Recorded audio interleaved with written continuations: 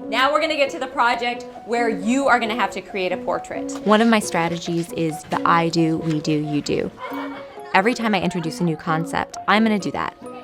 There might be a student that doesn't need modeling, but there's always a student that does. So why wouldn't I provide that scaffold for them? So every time I ask them to do something, I model it first. My students are not only in mild to moderate special education, but they're also long-term English language learners. You're each going to get a portrait scenario, okay? You're going to have to create a portrait.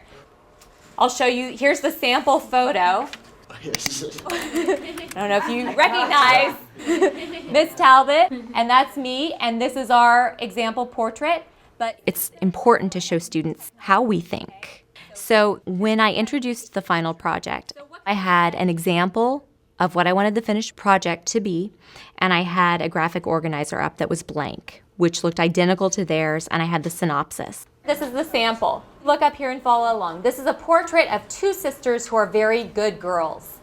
The I do part is just me modeling how I'm thinking about the picture. I'm just thinking aloud.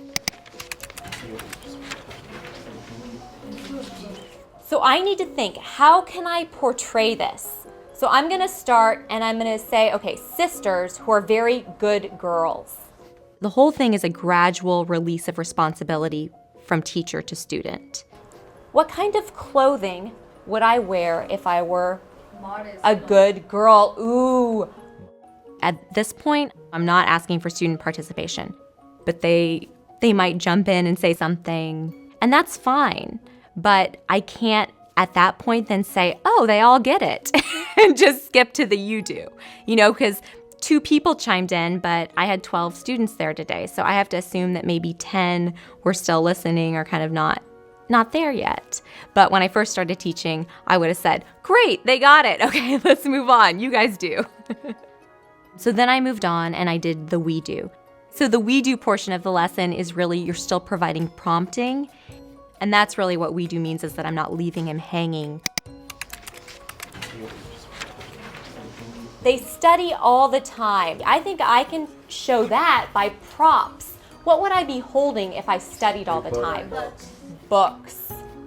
The you do was the actual project.